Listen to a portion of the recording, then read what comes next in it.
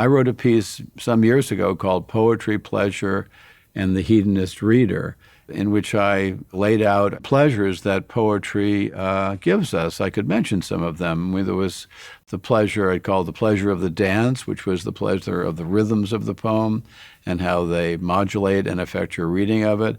The pleasure of sound. Some define poetry as words that mean more and sound better. The pleasure of travel, the pleasure of moving from one place in the poem to a different place, moving from a familiar place to an unfamiliar place, moving from Kansas to Oz, right?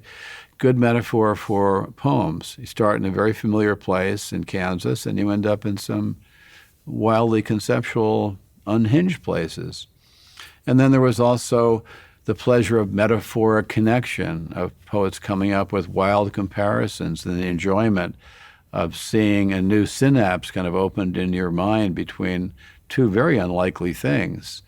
The other pleasure was the pleasure of, I call it the pleasure of companionship that comes from memorization. To memorize a poem is to internalize it, and you take it with you wherever you go. If you hold on to the memorizer, it becomes a companion.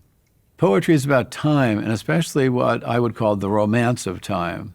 And that's just another way of saying carpe diem. The romance of time means we're running out of it, right?